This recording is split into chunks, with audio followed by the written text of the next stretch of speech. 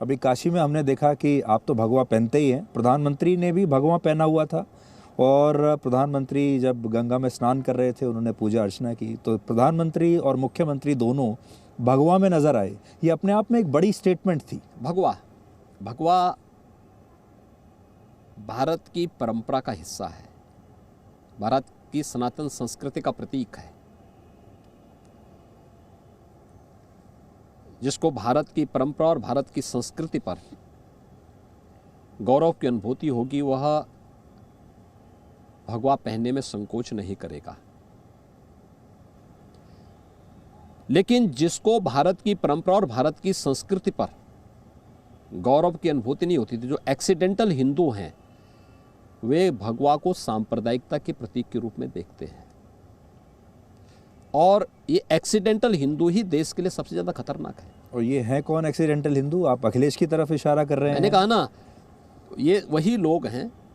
दूसरा, काशी का मैसेज अपने आप में अद्भुत है और मैं तो देख रहा था उस समय, कुछ चीजों को मैंने बहुत नजदीक से वहां उस दिन देखा। वहां पर हजारों की संख्या में देश के सभी बड़े धर्माचार्य आए थे, विद्वज्जन आए थे, समाज के अलग अलग तबके से, समाज से जुड़े हुए लोग भी वहां आए थे और पूरा देश और पूरी दुनिया देख रही थी उस कार्यक्रम को। नमामि गंगे परियोजना और Ganga action plan, Ganga action plan के बाद गंगा मैली की मैली रह गई थी, बल्कि पहले से ज्यादा मैली हो गई थी।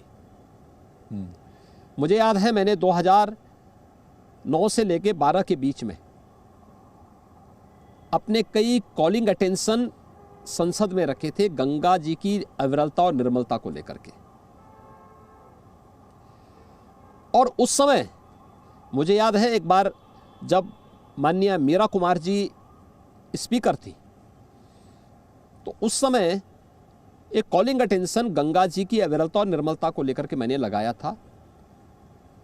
तो उनसे मेरी चर्चा हुई, मैंने स्वयं भी व्यक्तिगत रूप से मिलकर के उनसे रिक्वेस्ट किया था कि आप मुझे इस पे थोड़ा चर्चा करवाने दें संसद में। तो उन्होंने मुझसे पहले समझा, कहा कि आप किन मुद्दों को उठाना चाहते हैं। मैंने कहा नहीं, मेरा विषय केवल आध्यात्मिक नहीं होगा और मेरा विषय डेवलपमेंट को रोकने का भी नहीं होगा, लेकिन गंगा गंगा है, हमारी आस्था की प्रतीक है, भारतीयता की प्रतीक है और मुझे इन मुद्दों को, उन्होंने उसको अप्रिशिएट किया। उन्होंने कहा नहीं, हम मौका देंगे और मैंने उठाया था। और तत्कालीन भारत सरकार के मंत्री ने मुझे जवाब दिया था संसद में इस बात को लेकर के कि हाँ, गंगा एक्शन प्लान लागू होने के बाद 1986 के बाद से गंगा पहले से ज्यादा मैली हुई है।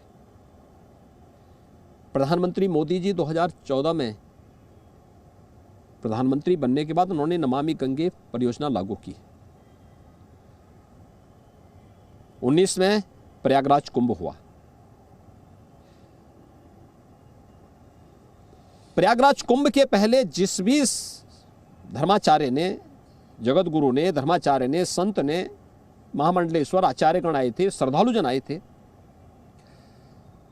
2014 के पहले जिस भी कुंभ में कोई आया होगा, क्योंकि 13 में कुंभ लगा था, मुझे याद है 13 में मॉरिशस के प्रधानमंत्री जी आए थे कुंभ में, प्रयागराज कुंभ में, और वहां गंदगी देख करके, गंगा की दुर्व्यवस्था को देख करके, वहां पे गंगा जी के जल को देख करके उन्होंने दूर से प्रणाम करके कहा था कि क्या यही गंगा है, और वह चुपचाप वहां से निकल गए। उन्होंने कहा मैं स्नान नहीं करूंगा। 2019 में भी कुंभ हुआ और प्रधानमंत्री जी ने पहले हमें इस बारे में कहा कि कुंभ होगा तो एक बात नोट करना, पहला संदेश स्वच्छता का होना चाहिए, कुंभ परिसर में भी और गंगा जी की निर्मलता को लेकर के भी। और केंद्र और प्रदेश सरकार ने सामूहिक प्रयास किया। अविरल गंगा, निर्मल गंगा की धारा को हम लोग प्रयागराज कुंभ के दौरान भी श्रद्धालु जनों को, संतों को उपलब्ध करवाए थे। ठीक। और फिर काशी विश्वनाथ धाम के उद्घाटन के समय प्रयागराज कुंभ में भी प्रधानमंत्री जी ने संगम में स्नान किया था जी। स्नान करने के बाद आपने देखा होगा प्रधानमंत्री जी ने स्वच्छता कर्मियों के पांव प्रक्षालन किए थे। क्या किसी प्रधानमंत्री जी ने कभी सबसे नीचे पायदान पर बैठे हुए किसी ऐसे कर्मी को सम्मान देने का काम कभी इससे पहले हुआ? कभी नहीं हुआ। देश के लिए अद्भुत घटना थी, अद्भुत घटना थी वो। जी बिल्कुल। और पूरा देश उस घटना को देख करके अभिभूत हुआ था, आह्लादित था। देश के प्रधानमंत्री मोदी जी जैसा लोकप्रिय नेता सफाई कर्मियों के पांव प्रक्षालन का काम करे, अद्भुत घटना थी। और काशी में आपने देखा होगा, प्रधानमंत्री जी आए, गंगा जी में उन्होंने डुबकी लगाया, स्नान करके गंगा जल कलश में लेकर के आए, भगवान शिव का अभिषेक किया और अभिषेक करने के बाद फिर श्रमिकों के ऊपर पुष्प वर्षा करके उन्हें सम्मानित किया।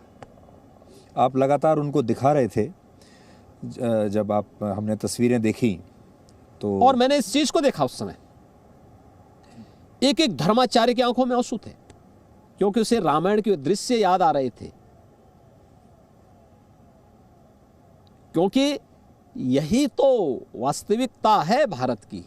आप भी भावुक हुए थे उस दिन, कैसा लगा आपको? मेरे लिए तो अद्भुत क्षण था कि मुझे काशी विश्वनाथ धाम के इस प्रोजेक्ट के साथ नजदीक से जुड़ने का सौभाग्य प्राप्त हुआ। प्रधानमंत्री जी के मार्गदर्शन और प्रेरणा से इस कार्यक्रम के साथ जुड़ने का अवसर प्राप्त हुआ। और ये हमारे लिए अद्भुत वो है जी कि देश के शीर्ष संवैधानिक पद पर बैठा हुआ एक दुनिया का लोकप्रिय नेता श्रमिकों को सम्मान दे। आपसे कुछ कहा उस दिन उन्होंने? जब हम तो सुन नहीं पा रहे थे कि आप दोनों क्या बातें कर रहे हैं, जब आप उनको दिखा रहे थे सारा परिसर, प्रधानमंत्री जी ने आपसे कुछ कहा? प्रधानमंत्री जी ने मुझे, जब मैं एयरपोर्ट में प्रधानमंत्री जी को वहां पर स्वागत करने के लिए एयरपोर्ट पे था, एयरपोर्ट से हम लोग साथ ही आए, प्रधानमंत्री जी ने मुझसे पूछा कि आपने धर्माचार्य जो आए हैं इन सबसे मुलाकात कर ली? मैंने कहा नहीं, मैं मुलाकात नहीं किया क्योंकि मुझे समय नहीं मिल पाया था, क्योंकि सभी ज़्यादातर धर्माचार्य सुबह ही आए हैं, कुछ रात्रि में आए थे तो उनसे मेरी टेलीफोन से बातचीत हुई थी। उन्होंने कहा कि मैं जब तक स्नान करता हूँ कि आप सभी धर्माचार्यों से मिल लेंगे? मैंने कहा मैं भी चाहता था कि अगर मुझे समय मिल जाता मैं तत्काल एक बार उनसे सबसे मिल लेता। और हजारों धर्माचार्य आए थे, जगत गुरु आए थे, धर्माचार्य आए थे देश के, और उन सभी महामंडलेश्वर आचार्यों को मैंने मिलने का एक सौभाग्य था। तो मैंने कहा मैं उन सबसे मुलाकात करता हूँ, मैं उनसे मिलने के लिए आया। फिर प्रधानमंत्री जी का एक कार्यक्रम के साथ जुड़ने का अवसर प्राप्त हुआ, सौभाग्य प्राप्त हुआ।